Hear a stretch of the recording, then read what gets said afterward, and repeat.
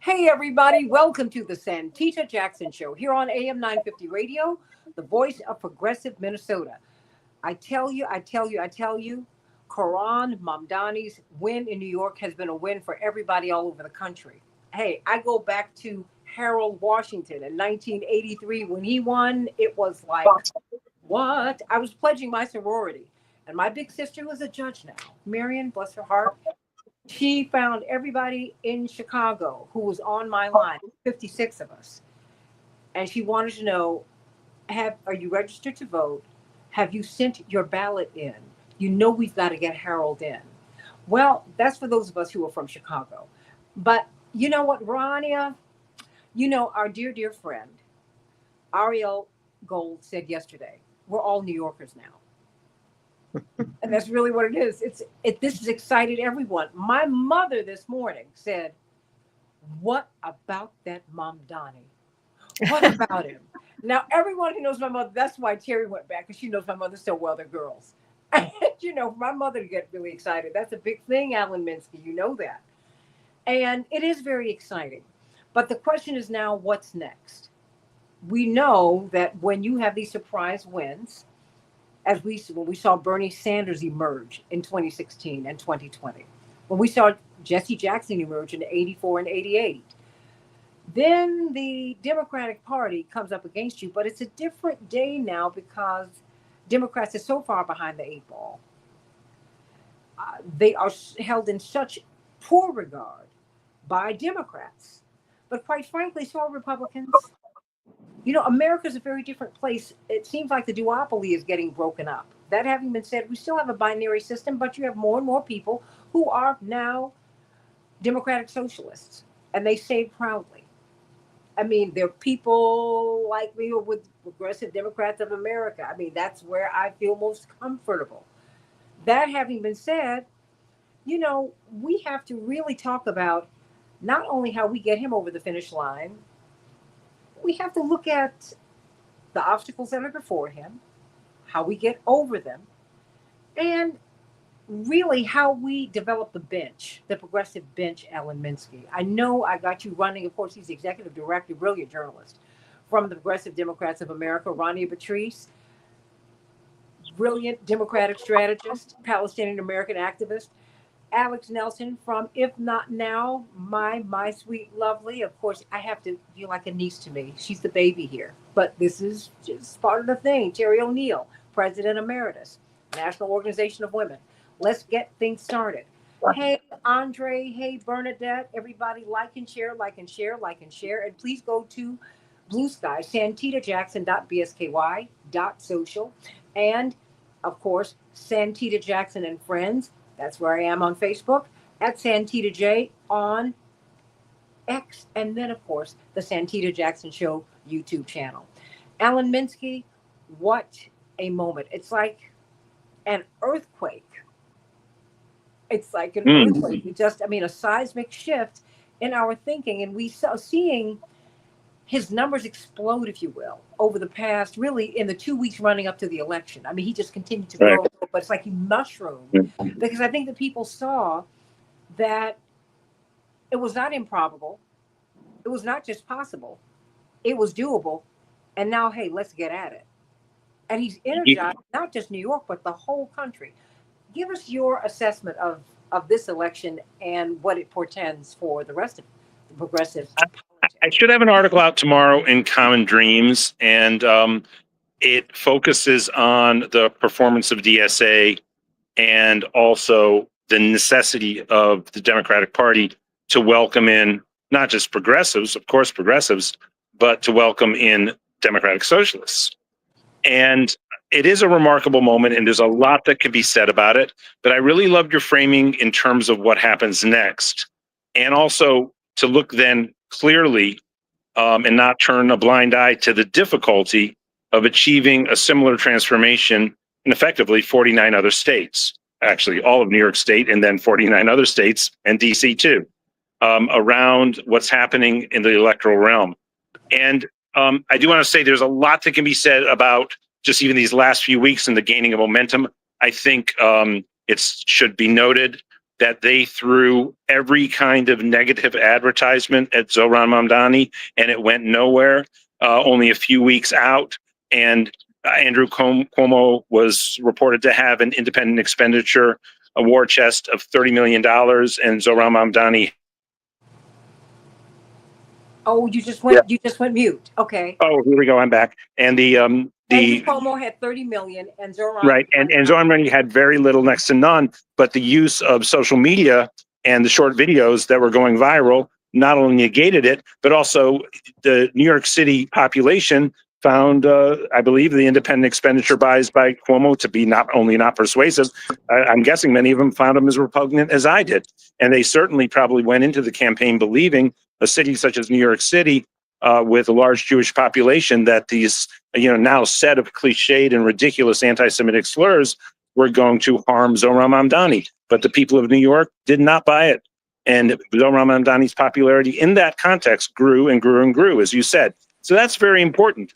But I do want to focus on going forward in this moment and to look at two things and these were the focal points of the article that should be out tomorrow, that the two real focal points going forward are, it proves again that, if you want to call them democratic socialists, social democratic, New Deal politics, the politics reintroduced to the American public by Bernie Sanders, gloriously foregrounded by Jesse Jackson in his two campaigns in the 1980s, and Bernie Sanders in 2016 and 2020 remain super popular with the American public because it speaks to the needs and desires of the American public in a way that moderate Democrats in no way speak to the issues that matter to this dominant constituency of working class, struggling middle class, and poor Americans, representing roughly 80% of the population. Point number one. And look, the moderate Democrats are at this hour political conservatives. We have to maintain an anti-fascist alliance with them when it comes to defeating Republicans. But we have to understand that they will lose to Republicans. They've lost 2 out of 3 elections to Donald Trump, and they are political conservatives because they are for the maintenance of a neoliberal economic order that is unsatisfactory to the population, but satisfactory to the investor class. So that's point number one. Point number two, there's no doubt in my mind that the Democratic mainstream, the establishment, has no appetite for a role of Democratic Socialists of America in the Democratic Party. And yet DSA has proven itself, not just these past few weeks in New York City, but in alderman races in New York, in city council races in Los Angeles and across the country, to be the best and most exemplary grassroots organizing effort in the United States today. And yet reality is such that the Democratic Party stands poised to rebuff their efforts to be part of the Democratic coalition. We have to make sure that we do not allow that to happen. If we have as a top, still A1 priority to defeat the fascists, we will not defeat the fascists if we alienate this largely youth core of fantastic organizers from participating in the Democratic Party. I believe that what we also saw yesterday, and this is my final point, it showed again that the youth appeal of MAGA and Trump is only something that exists when a vacuum is created that suffocates the Bernie Sanders, Zohran Mamdani left in America. If that is seen as a viable option, I don't think we've seen polling, but I think I can say with incredible confidence after Tuesday's result that the young 35 and under Americans will overwhelmingly return back to where they were after 2016 and 2020 in the Sanders campaign, supporting left progressive politics in the United States. And it's only when that gets suffocated out of the Democratic Party to people who want change, young Americans who see that what they are inheriting as an economic social contract is wholly inadequate for their lives, let alone the utter hypocrisy and brutal and murderous gaslighting around issues like Gaza coming from the Democratic mainstream. Only when that is, when the politics of DSA, the politics of Bernie Sanders, the politics of Jesse Jackson are taken off the table for young Americans, only then is there any kind of gravitation towards MAGA. So I think this is, of course, a fantastic moment, but one we have to organize around and make sure is not lost. I think we're in a great situation, though, to do that this summer. DSA is a tireless organization, which is great. By the way, I've been a DSA member longer than I've been a PDA member. Mm-hmm. And I could not be more thrilled. And I just want to get to work and have more wins and more victories going forward. And, we have a world to win, and we also have a genocide to stop. So nothing should be paused, and let's go forward. But, I think we're going to have to also look before you go, Alan Minsky, because I know you've got to speak before Roots Action very shortly. There's a cultural shift that has to take place in the Democratic Party. We saw that happen in the Republican Party. I can tell you, when you saw Donald Trump in 2016, literally debate after debate, take down each establishment Republican, he overtook the party. And I think that is something, the party didn't like him, but they couldn't get around him. Now, mind you, have they come all over him now? I mean, I'm just looking at how they have handled him, right?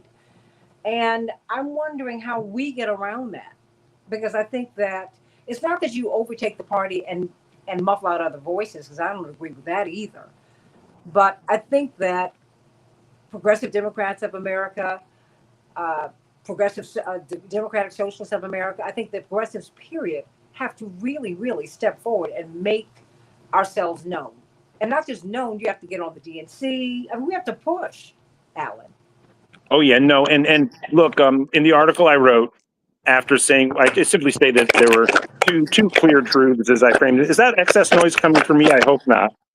It is, but that's okay. Just stay I'm right so sorry about that, everybody. I'm on the streets of Washington, D.C. And having stepped out of the Roots Action event, which I will have to return to in about 10 minutes. But the two clear truths that I highlight, and of course there are many truths, but the two that I wanted to bring forward in the article are, again, the importance of DSA, the brilliance of their organizing and activism, and then the appeal of the social democratic socialist New Deal economic politics of Bernie Sanders and Zohran Mamdani. And then the lesson that has to be learned is the Democratic Party has to welcome in that faction of the party into the party. And then I pivot to, sadly, evidence suggests that the party will rebuff this effort. And we've seen that consistently after the 2016 Bernie Sanders campaign. There was an effort nationally through PDA, Our Revolution, a few other organizations, though probably primarily those two, because the other organizations that popped up were like Justice Democrats, who largely run campaigns. Indivisible, of course, was just being formed then, to have mass entryism in the Democratic Party. And the progressives who went into the party found that they were treated just like Bernie Sanders was treated by the Democratic Party. They were treated as not being welcomed and sort of shown the door. And as interlopers over some club that they weren't a part of, to paraphrase George Carlin. And we have to learn from that experience, because look, what happened in New York City was in New York City. It didn't happen in 49 other states. And the Democratic Party, look, Ken Martin's the head of the DNC. Obviously, most of the establishment Democrats did not support him. They supported his rival candidate. And yet, the problems he had with David Hogg did not send a good sign to the general public about a welcoming Democratic Party. Let's just, without going into any nuance on that, that's how it was certainly perceived. But the DNC at the national level is, of course, a very, very important thing. And by the way, Santita and I, of course, long for the days in the world in which Jim Zogby is a vice chair, or Jim Zogby is the chair of the DNC, or Santita Jackson is the chair of the DNC. Yes. I apologize again about the audio, but the thing is largely the Democratic Party operates state by state. And in most states in the country, those barriers still exist. And we have to adopt a set of tactics and strategies that make sure, and we need to do this, because the Democratic Party will be the vehicle that we need to defeat fascism in this country. And this is real fascism. I live in Los Angeles. People I know, dear friends of mine, are scared to go out on the streets because they'll be kidnapped by the Gestapo and taken to basically unbearable prison-like circumstances and separated from their families or loved ones in the community that they've been a part of where they live. So all of this means that we have to be conscious in how we organize, learn from the lessons and the experiences of 2017 and 18, understand that this is an area where we have to win and organize appropriately and effectively. And I think we've just had a beautiful model presented to us by New York City DSA. And let's move forward and win. All right, Alan Minsky, Progressive Democrats of America. I love you. Get out of here. You stepping out of your speaking engagement to speak to us. Are you kidding me? But you know what? Thank you. You're the greatest. Thank you so much. Love you, Alan. And we got a lot of work to do. Let me pivot to you, Terry O'Neill, before I go to the young gun on the panel. Yes, Alex, I'm calling you out because it was the youth who came out and really they pushed this. I need you to help me. Terry, you are a Democratic Socialist of America. You're part of that group. What did you make of this? Oh, you're muted. Muted. Okay. Sorry about that. I have to tell you, Santita, I've been a member of the Democratic Socialists of America for a few years, and I was really surprised. You know what, Terry? I don't know what's going on with the audio. This is what I need you to do. Come out and come back in. You want me to do that? Yep. You come out and come back in, and then I'm going to pivot to you, Alex. Alex, you can unmute yourself, and let's make sure that we are good. Alex, audio test. Yes, you're good. Okay, great. Alex, what do you make of this? I mean, honestly, it's tremendously thrilling. You know what? I think it might be on my end. Alex, you come out and come back in. Okay, let me pivot to you, Rania. Rania, what do you make of this? Third time's the charm, maybe. Are we okay? Okay. All right. I have so many feelings. No, but no.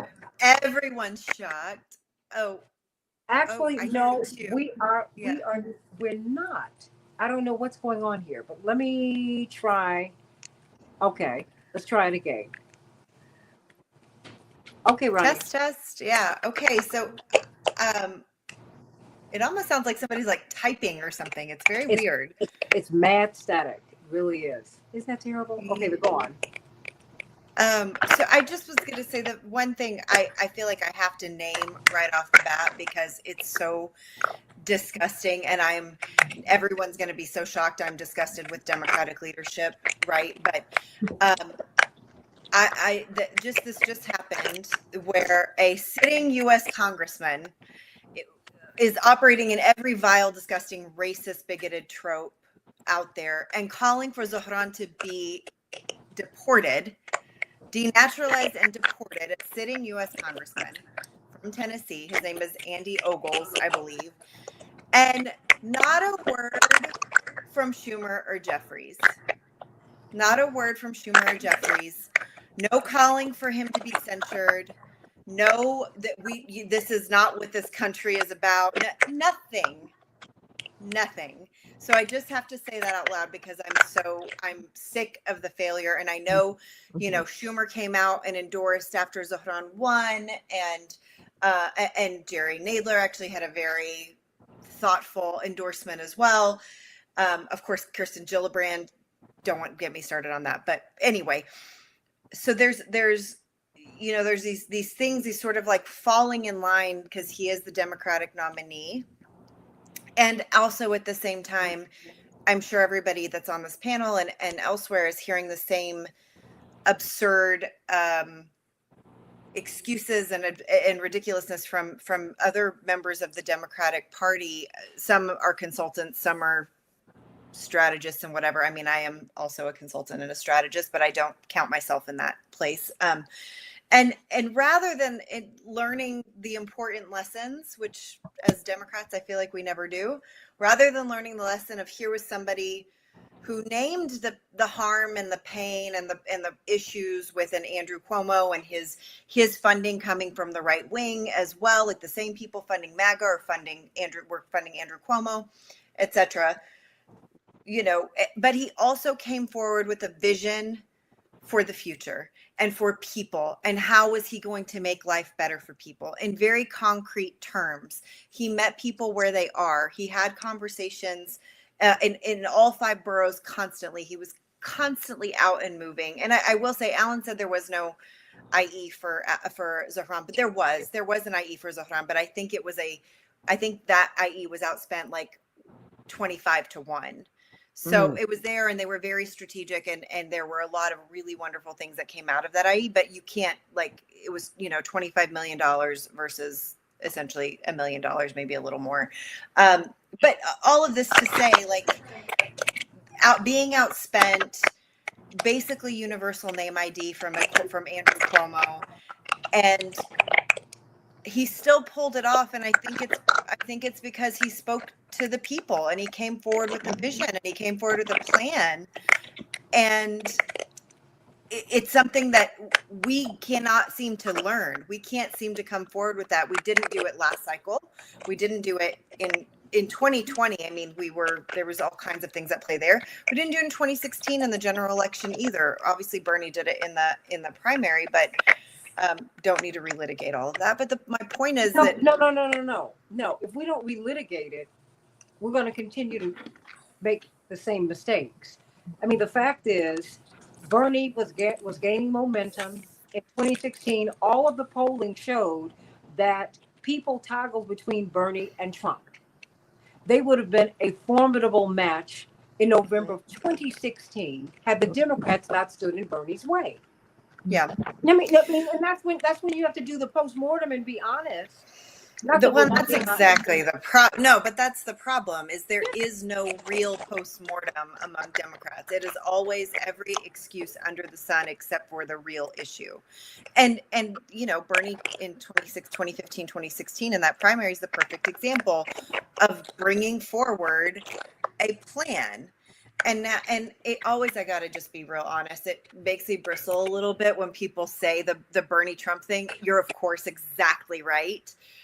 But the reality between the two of them is they were completely outside the status quo. Yeah. They were not politics as usual. And while Donald Trump lies 500 times before breakfast, and we know that, Bernie, he did still have something that he was bringing forward to the people he was speaking to. And so I think that's the reality that we have to contend with. As much as it makes me bristle or feel whatever feelings, it doesn't matter. That's just the reality. Like, he might be a liar and a cheat and a convicted felon and whatever else, but the reality is he was showing up places and speaking to people. People don't care about that.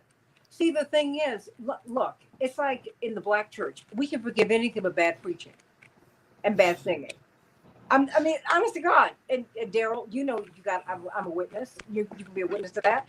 The thing is, people want you to perform, and now we're over people and their personal scandals and peccadillos. Nobody cares about that. People want someone to get to office and deliver.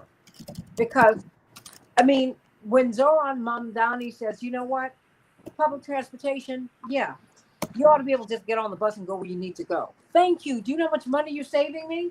That's what I want, someone to talk like that. I want to move around. We had Alex. Now we're back. Everybody mute yourselves, because maybe that'll help somewhat with this static that we've got, or maybe it's the content. Wow. Yeah, I'm that paranoid. See, when you grow up in the movement like I did, Alex, that's what happens. Your phone lines get crossed, all kinds of things happen. Alex, young people and first-time voters really pushed the envelope and made the difference here. Your thoughts? I mean, because I think this could be replicated all over the country. But what do you make of what? I mean, first of all, what was your first reaction? I mean, my first reaction was just being thrilled. I was actually in Wintrust Arena watching the Chicago Sky game, so I got to see the Sky win and Zohran win simultaneously. So I was just having a great night. I'm having a blast. So it was great vibes all around. But I mean, I'm not entirely surprised that a candidate like Zohran activates first-time voters. We've seen this before. We saw Bernie do it in 2016. AOC did it when she won her seat in 2018. Candidates that speak to real, tangible issues that people can understand and wrap their minds around and really understand how it will make an appreciable difference in their lives are excited to get out the vote. This also happened in Chicago when Brandon Johnson won his mayoral race. There was a lot of people who were excited to get out the vote for him, for a lot of first-time voters. This is just an ongoing trend that progressive candidates excite the base. They are not interested in hearing talk about compromises with Republicans that we know are not acting in good faith and are always going to move the needle further and further to the right. Give them an inch and they'll take a mile. These are not people that have grown up in an era where there's this kind of Aaron Sorkin, West Wing vibe of we all come to the table and kumbaya and we're all going to get it done at the end of the day. That's just not the world that we've grown up in. I'm a millennial. I'm almost the exact same age as Zoran Mondani and Alexandria Ocasio-Cortez. All three of us are right in our mid-30s. And I think we all kind of, as well as many other millennials I know, I think we share an alignment of vision of, we want a Democrat, if we're going to have a two-party system, which we can, talk about whether or not that's valid, but if we're going to live in this world where there's Republicans and there's Democrats, then Democrats need to actually campaign on issues that really speak to people and things that Zoran was talking about. Universal child care, bringing grocery stores to food deserts, free buses. These are things that people can really appreciate. And then in particular, when you put them up against a candidate like Andrew Cuomo, who's been credibly accused of sexual harassment by 13 women, who defunded the MTA, who basically threw the New York General Assembly to the Republicans in order to, stymie any Democratic growth. It's a clear contrast, and it's very obvious that Zoran should be the future of the Democratic Party. Now, whether or not he can be is an entirely different question. Senator Kirsten Gillibrand refused to endorse him this morning, saying she wasn't sure about his ties to Hamas and whether or not he was anti-Semitic, which I think at this point is just a pretty repugnant and Islamophobic talking point. But that's what she's going with. And I think she paved the way for Representative Andy Ogles from Tennessee to then leverage this. I'm going to go after Zoran's, citizenship, because when Democrats don't align behind their candidates, they create space for Republicans to come in with these disgusting Islamophobic, xenophobic narratives. And so, the Democratic Party has to see that they are creating space for Republicans to be the worst they can possibly be. Terry O'Neill, I see you are about to bust out. What's on your mind? What's on your mind? I think it's really interesting to look at exactly the message of Democratic Socialists or socialist candidates like Bernie and AOC, even progressive Democrats like Elizabeth Warren, right? In 2020, between Bernie Sanders and Elizabeth Warren, they were really exciting places. The liberal, sort of the neoliberal side of the Democratic Party crushed them, but that's a conversation for another day. What I want to talk about just very quickly, it's not just who wins, but who has lost presidential elections recently. So look at this. In 2008, Mitt Romney loses 2008, John McCain loses the presidential election. In 2012, Mitt Romney loses the presidential election. And in 2016, Hillary Clinton loses a presidential election. What is the same thing about all three of those candidates? Neoliberal candidates. Mitt Romney and John McCain went out of their way not to be racist, not to appear to be racist, and not to appear to be sexist. I mean, it's very hard for McCain and Romney to claim that they're not sexist when they're actually promoting policies that kill women in the form of restrictions on reproductive health care. But we put that aside. The point is, all three of them, Mitt Romney, John McCain, Hillary Clinton, moderate and very, very pro-capitalist. And Hillary Clinton on the left side of pro-capitalism as compared to Romney and McCain, but they lost. So it's and I think that's a lot of what explains Donald Trump's win, at least in 2016. It was a rejection of the neoliberal. The Republicans had already objected, or the country had already rejected this neoliberal vision for America in 2008 and 2012. And then they do it again in 2016. And I think the reason that if you look at it that way, so how does a neoliberal like Joe Biden, old school Democrat, Clinton type Democrat, how does he win in 2020? That's because Donald Trump was responsible for 800,000 Americans dying because of his completely kleptocratic and otherwise incompetent handling of the pandemic, right? So the American people is what I'm saying. Since the turn of the century, the American voters have been wanting someone to credibly challenge the neoliberal order, the order that says it's winner take all. It's a white patriarchal capitalist system. You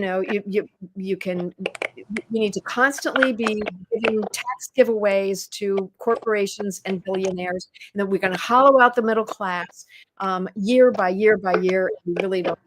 So that's really where the country is. And here comes our own Mamdani, who is absolutely unapologetic, just like AOC, just like Bernie Sanders, just like your dad, Santita, just like Reverend Jackson, in saying, no, these are the policies we need. Very simple. People should not be going home hungry. People should not have to pay more for childcare than they do for a college education. People should be able to afford their home, and they should not have to pay out of pocket for health care. It should be one big pool, everybody in, nobody out. You pay a monthly basis for everyone to get the health care they need when they need it. These are very simple concepts. And the neoliberal order represented by the centrist wing of the Democratic Party, as well as the now completely gone moderate Republicans, they're not doing it for the American people, and they have been rejected by the American people year after, or at least presidential election after presidential election after presidential election.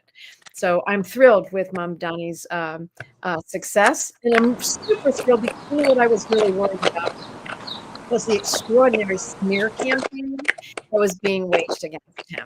I was very fearful that smear campaign, Islamophobic, accusing him of anti-Semitism simply because he objects to genocide. I mean, I was really afraid that would work, and I'm thrilled to see that it didn't work, including it didn't work with many Jewish voters in New York. So that's a wonderful thing. Well, we've been growing. We're growing every day. You know what? Ariel said, "Do you mind if I reach out to Jim Zogby?" Look, we have to grab Jim Zogby.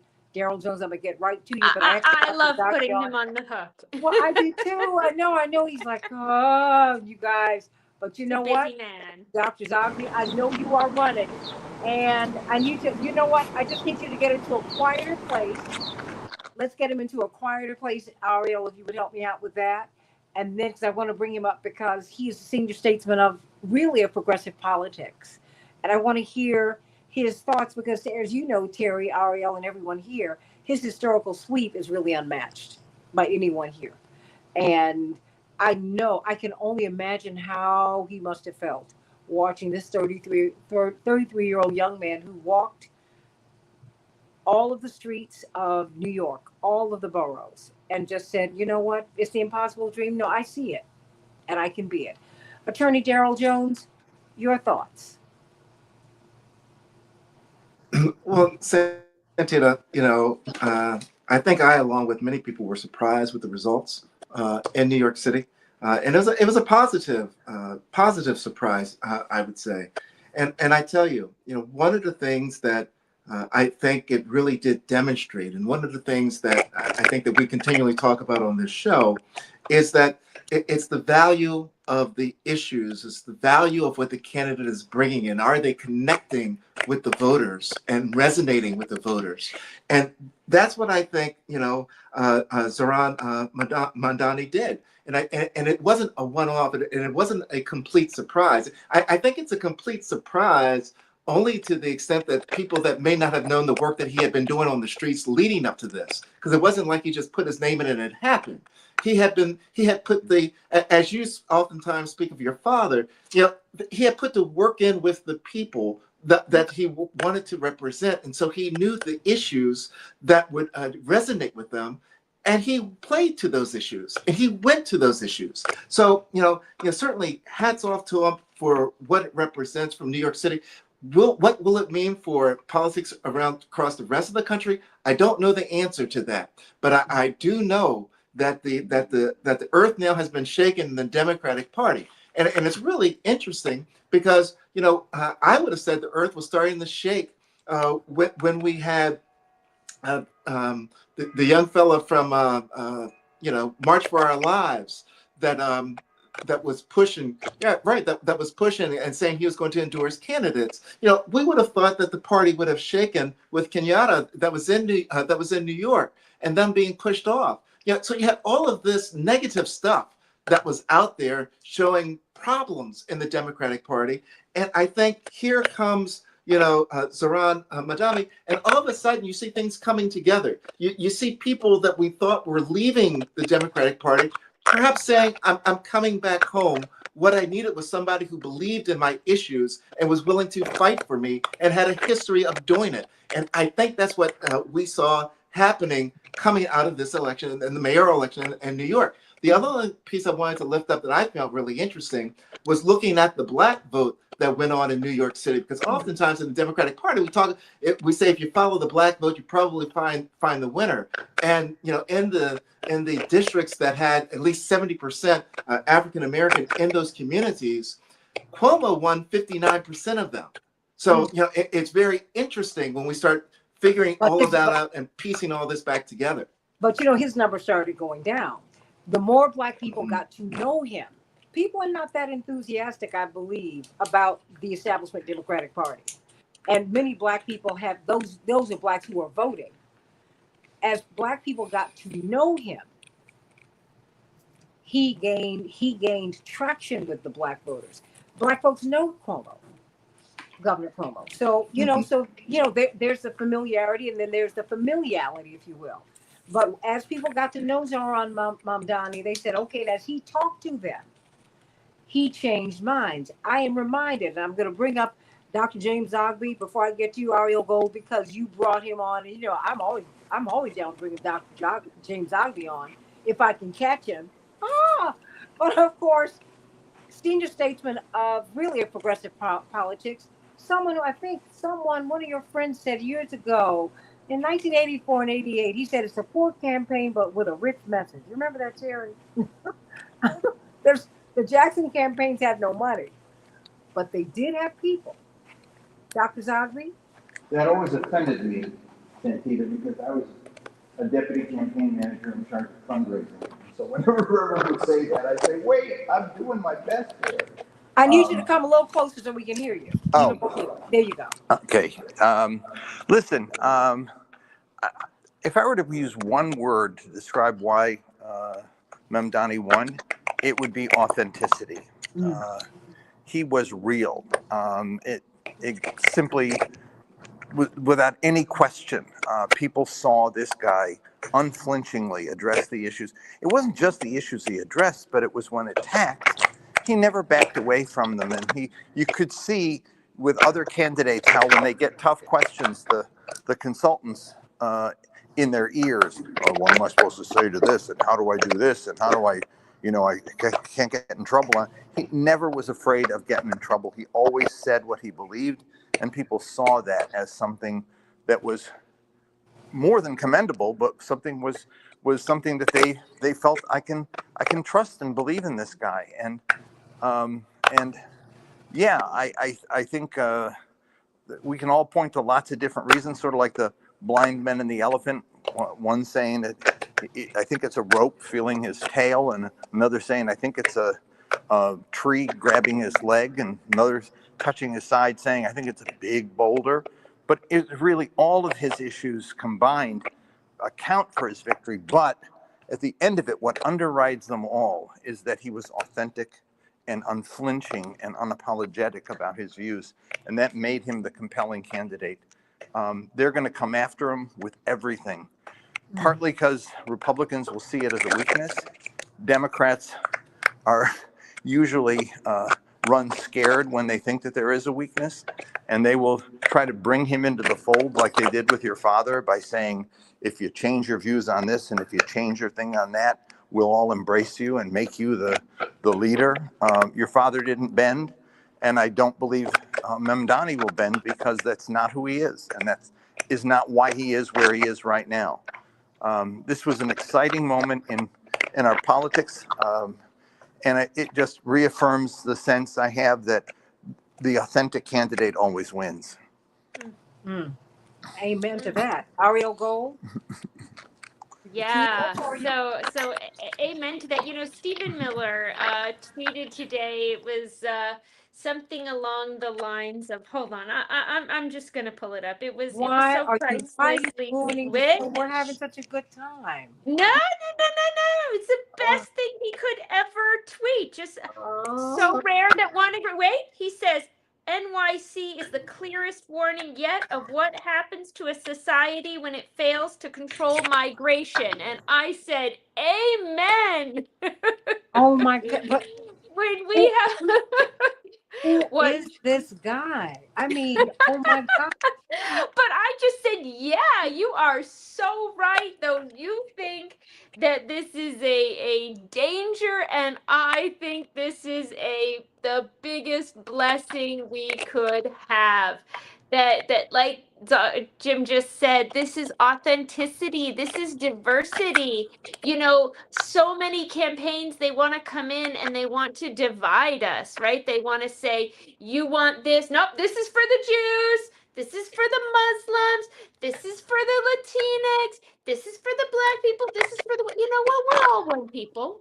We are all one people. We all want to live in affordable housing. We all want our children to go to good schools and find wonderful people to marry and have children of their own and be able to move out on their own. It's all the same thing, right? And we're not going to let them fool us and tell us that these are different things and that one of us has to lose so another one of us can win. And that's what Mamdani did. You know, he came together and he said, what do the people need? That's And right. the people told him, and he said, okay, let's go with that. So you know what? It might be first time ever I agree with Stephen Miller that this is what you get with unconstrained migration, with all kinds of people together in the room, and it's a glorious thing. I think it is a glorious thing. I mean, Rania, I mean, you have been organizing in Democratic circles for a while, and you know the challenges that we've been facing. I mean, and that's not a damnable offense. I mean, as we were standing with Dr. Zogby in February at the DNC, he was imploring us to not give up the fight. He said, you're not going to win every battle, but we can win the war. But you got to stay on the field. And so, I mean, a lot of young people that I've talked to, it's not. I don't think they were looking at the Democrats as much as they were looking at a guy who's running on the Democratic slate, right? I mean, so because for me, he is someone who was running on that slate, and he's just someone that I embraced, and I think that people are kind of, we have these a la carte politics now. I think where it's like, no, I like you, I like you, I like you, I like you. My question is, how do we get, because we've got Zoran Mamdani, we've got India Walton, who became the Democratic nominee in Buffalo, New York in 2021. She shocked everybody. This is a nurse who just literally went from door to door like he did. Once she became the nominee, as you recall, Terry, then the Democratic establishment, Alex, came after her with all their might. And guess what? She's not even on the ticket. They're coming after her right now. They're attacking her now. They're afraid that she's going to run again. So how do we develop this bench? Because we need the Zorans, we need the Indias, we need her to get back in the fight. I mean, we need a Stacey Abrams who says, you know what, I don't have any money. Yeah, I've got debt, and I'm going to run. That's what I'm going to do. Brandon Johnson said, yep, I'm on payment plans for my utilities and what. Yep, and I ran anyway. Yep, I sure did. He said, I'm like you. I need someone I can relate to. Rania, I mean, so how do you develop this bench and recruit people? And I'm going to come to you, Alex, because it's your turn. Batter up, honey. It's you. Yep, I'm coming to you, Alex. Just hold on, Rania. Oh, okay. Sorry. I thought we were going to Alex. No, I mean, I think you hit all of the nails on the head. And I think this is the issue. And I say this as a lifelong Democrat, as I know so many of us have been organizing in this space for just decades and decades. But there is, I feel like the party has turned into the caricature of what we've been called, the coastal elites, and the like, you can't play in my sandbox, and you have to wait your turn. These are things that actually happen. This is not like, this is not rhetoric, and I'm not being exaggerating here. It is really all the worst things that are said have sort of like come to into play. And thankfully, we have these leaders, and a lot of them are young. So there is a generational change, but obviously there's an ideological change too. But thankfully, we have these people who have said, I'm not here for this. I'm not waiting my turn. I'm not following the status quo. I'm not going to listen to, oh, well, if you say these things, your career is over. I mean, which is exactly what Zohran did. Frankly, I know for a fact he had a lot of people in his ear telling him not to say certain things and not to, lean into certain things. And he was like, this is who I am. And again, we're seeing it with some other candidates across the country. And they are the exception and not the norm, because the party doesn't embrace them. They don't embrace them until they've won. And we see this sort of like I said earlier, this kind of lukewarm embrace among some, a little bit more than lukewarm for others, for Zohran. But why do we have to go through this round and round of like the normie crap before Democrats see the light and say, people are the establishment voters of the Democratic Party are sick of the establishment. It's gone wrong when the establishment's sick of them. And so this is where I think we are. And it's sort of, there's a video I'm just about to put out, basically saying this, like, either get out, either jump on board or get out of the way. And that's where I feel, and this is not new, this is not earth shattering, but I feel this way about our Democratic leadership. Again, in fact, there's some exceptions, obviously, at the state level and local level in different places, but at the federal level especially, if you don't have the stomach for this, if you don't have the backbone for this moment, which all signs indicate they don't, get out of the way. Because there are sure as hell people out there who are ready for this fight, who are ready to take on fascism and also show up for just humanity. And if you're not down for that, get out of the way. Fascism, and I'm going to tell you, racism, DEI, because on the black side of town, please, America's always been fascist. America's always been racist. It's been all of those things. This is not new in the American experience. Yeah. And I'm still here, everybody, before someone don't even think about calling me and telling me to go back. Go back to where? I am everything that is American in terms of my DNA and my experience. I'm going nowhere. I am here. Been here for 400 plus years. Me. Yep, that's it. And however long you've been here. Zohran Mamdani's been here a generation. However you got here, whenever you got here, let's make this thing work. So Alex, it's the bench. Okay? Because this is your moment. This is y'all. I mean, if not now, and Jewish Voice for Peace, you all have been shutting down the country for 2 years. I mean, I'm not laughing because I'm loving it. I mean, what is next? Because I mean, I certainly am looking at him, but we're coming up on 2026. A whole lot of people should be running for some of everything, Alex. They certainly should be. And I do think that this has created an appetite for a lot of folks to say, boy, maybe I do have a chance. Maybe there is a pathway for me. And so I hope that that is something we see through.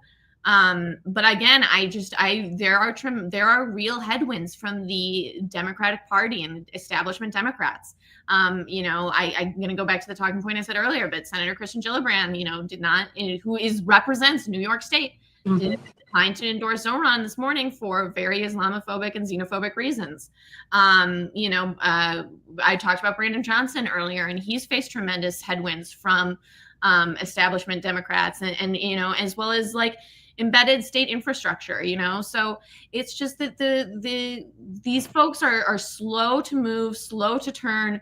We know that there is an entire donor class that calls themselves Democrats, but they certainly seem to influence the Democratic Party to move more right wing. This can come in the forms of like, you know, development real estate, cryptocurrency, APAC, of course, being my pet whore. My, you know, I will rag on APAC until the sun goes down and give them the opportunity. But so as long as both the Democratic Party and just influential Democrats in positions of power are dependent on these right-wing funding sources, they're not gonna embrace this new progressive bench that is developing and hopefully will continue to grow. So it's something that I think that this campaign has been tremendously inspiring for a lot of young people. I hope that they look at Zohran's campaign and they say, I can see myself doing something like that. And there are low-level positions in every state, in every county, in every city. We need county commissioners, we need city clerks, we need people at all levels of government who are pushing the progressive agenda. But they also need to, the Democratic Party needs to find ways to support them. The gerontocracy, you know, the Democratic Party is more responsible for the gerontocracy than the Republican Party is.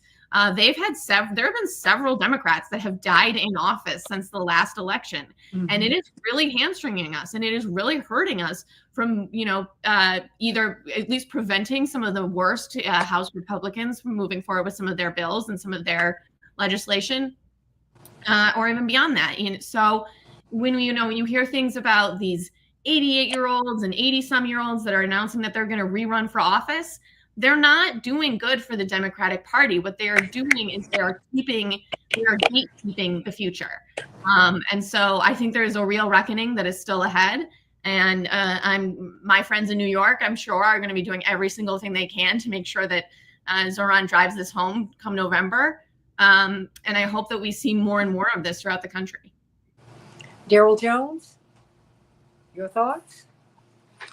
You know, I think I certainly would underscore, highlight, and repeat what Alex has laid out, because she's right on point.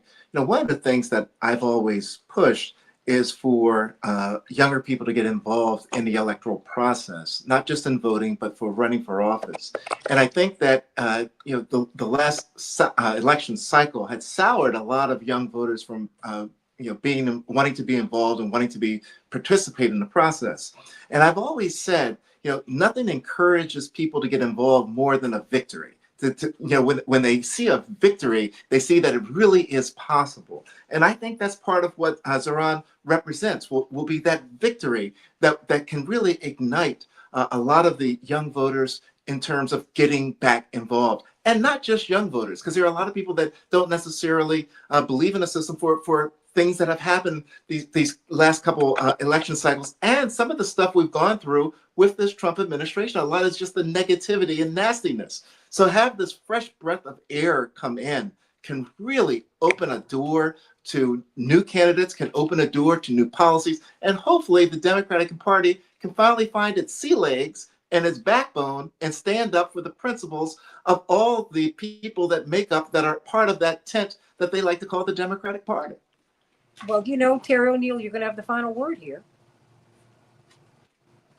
I mean, I just couldn't agree more. I'm very encouraged by what happened in New York. I'm really happy that the smear campaign did not work, and I do want to see more of it. I will tell you that my DSA chapter here in Nashville, you know, the group texts have been exploding. Wow, this is amazing! How this is great. But exactly what Daryl was just saying. This really encourages people to jump in to the water and get engaged. And I think that's exactly what we need to do. My hope is that there might be some centrist Democrats who begin to understand that it's not the 1990s anymore. You know, I happen to think that in the 1990s, probably the Clinton wing of the Democratic Party, you know, was right. We got to move to the right in order to win some local elections and some other elections. Maybe that was true. Maybe it wasn't. I don't like that it may have been true. But the reality is there was a middle class in 1992 when Bill Clinton ran for president. There was a middle class in this country. It is now 2025. The middle class is all but gone. Mm-hmm. And you cannot meet the moment of today with 1990 a 1990s mindset. And so, yes, the gerontocracy in the Democratic Party, mostly what's the problem is not that they're old. Bernie Sanders is old.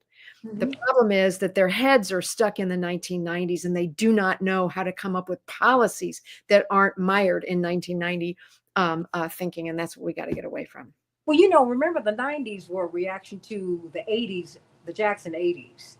The DLC was formulated in 1984. They Yes. said they were formulating themselves in opposition to the 3.5 million voters brought on by Jesse Jackson and the Rainbow Coalition. Yeah. If they were not successful, the blue dog Democrats were going to leave the party and become Republicans.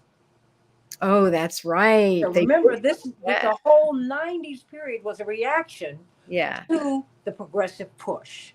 Yes. Yes. So let us be very clear, everybody. This is not about the Democrats or the Republicans. This is about the people. You got two wings that are flying this bird. If this bird doesn't work, then you all get another bird. We need adequate housing for people. We need education, vocational and academic. We need for no one to go hungry in America. We need affordable education, however you need to be educated. We need affordable housing. We need not go into bankruptcy because we get sick. Yeah, exactly. Now, so wait a minute. Now, hold on. I'm not trying to save a party. I'm trying to save the people. I'll use a party to save the people. But be very clear. This is about the people. Yeah. Let's get serious about that. I'm done with that. So win, Zoran, win. Come on now, let's do it. Yeah. Alex, y'all figure out. If not now, y'all need to be running. Yeah, that's right. Show us how to win without this dark money. Yes. Because it's not just AIPAC, it's everybody. It's dark money everywhere. Robert Kennedy cannot move for Big Pharma. Whatever you think about him, some of his ideas, they might be whatever. You know what he's up against? Big Pharma. Because they did not mind him as one of the top environmental advocates in the world until he poked that bear. Be clear on that. So I'm just saying, all of these dark interests that do not serve the people but serve themselves, hey, time out for that. Not just time out, we need to put them to rest. RIP. And speaking of that, I just saw that Bill Moyers, the great journalist, made his transition. May God bless him. He is one of the good guys. I think of Phil Donahue. I think of some people who really sought to tell the truth and sought to tell the people stories. May God bless you, Bill Moyers, someone who moved from public service into, well, he never stopped serving the public. He just moved to PBS. How about that? And we just thank God for his life and for his legacy. May his family be comforted at this time. As my Jewish brothers and sisters say, may his memory be a blessing. As I say in my community, hallelujah, hallelujah, God bless you. Safe travels, the great Bill Moyers. I love you, everybody. AM 950 Radio, the voice of progressive Minnesota, the Santita Jackson Show. Hi, Santita. Thank you, sweetie.